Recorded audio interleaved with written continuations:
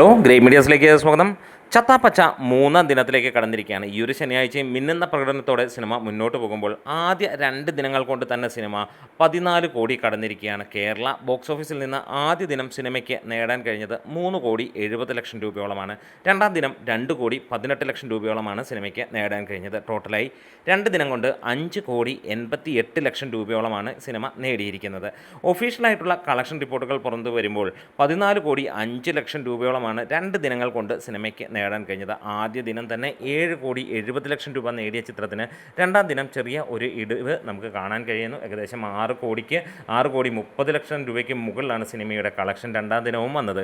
എന്തായാലും ഈ ഒരു സിനിമ ഒരു വലിയ സക്സസ് ആയി മാറുകയാണ്. പ്രത്യേകിച്ച് മമ്മൂട്ടിയുടെ ക്യാമിയോ റോൾ തന്നെയാണ് സിനിമയ്ക്ക് ഏറ്റവും ലിവറേജ് കൊടുത്ത ഒരു ഘടകവും. അതിനോടൊപ്പം തന്നെ മികച്ച പ്രകടനമായി ഈ പറഞ്ഞ പോലെ സിനിമയിലെ എല്ലാ അംഗങ്ങളും അമ്മാതിരി ഗംഭീര പ്രകടനം കാഴ്ചവെച്ചുകൊണ്ട് തന്നെ അതൊരു മികച്ച സിനിമയാവുകയും ചെയ്തു. കഥയിലെ പുതുമയും സംവിധാനത്തിലെ മികവും എല്ലാം തന്നെ സിനിമയ്ക്ക് മാറ്റ് കൂട്ടുന്നു എന്നുള്ളത് തന്നെയാണ്. റിങ് കുലുക്കി ഉള്ള ഇടി കാണാനായിട്ട് തന്നെയാണ് ജനങ്ങൾ മുഴുവൻ കണ്ടത്. ആദ്യ ദിനത്തെ കനത്ത ഡീഗ്രേഡിങ് ചിലവന്മാരൊക്കെ സോഷ്യൽ മീഡിയയിൽ വന്ന് പറയുന്നത് കണ്ടാൽ മോന്ത പിടിച്ച് നമുക്ക് മതിലുരയ്ക്കാൻ തോന്നും എന്നുള്ളതാണ്. അത് പബ്ലിക് മീഡിയയിലൂടെ പലരും പറയുമ്പോൾ ഒരു സിനിമയെ അങ്ങ് ഡൗൺ ആക്കാൻ ശ്രമിക്കുന്നതാണ്. എന്തിന് ചില ചാനലുകാരന്മാർ പോലും മമ്മൂട്ടിയെ വെച്ച് മാത്രം ജീവിച്ചിട്ട് മമ്മൂട്ടി വീഡിയോകൾ ചെയ്തിട്ട് അത് മമ്മൂട്ടിയെ ചീത്ത വിളിക്കുന്ന ലെവലിലുള്ള കാര്യങ്ങൾ അല്ലെങ്കിൽ മമ്മൂട്ടിയെ മോശക്കാരനാക്കുന്ന ഒരു കാര്യങ്ങൾ കാണുന്നു. മണ്ടന്മാരായ മമ്മൂട്ടി ഫാൻസാണ് അതിന് വളം വെച്ച് കൊടുക്കുന്നത്. 150K സബ്സ്ക്രൈബേഴ്സ് ഉള്ള ഒരു ചാനലിൽ അങ്ങനെ വരുമ്പോൾ ഒന്ന് ആലോചിച്ച് നോക്കുക.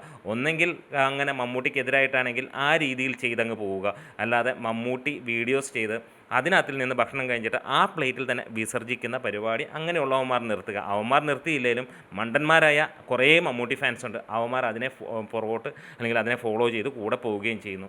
എന്തായാലും അതിൽ നിങ്ങൾ പെട്ടിട്ടില്ല എന്ന് വിശ്വസിക്കുകയും ചെയ്യുന്നു.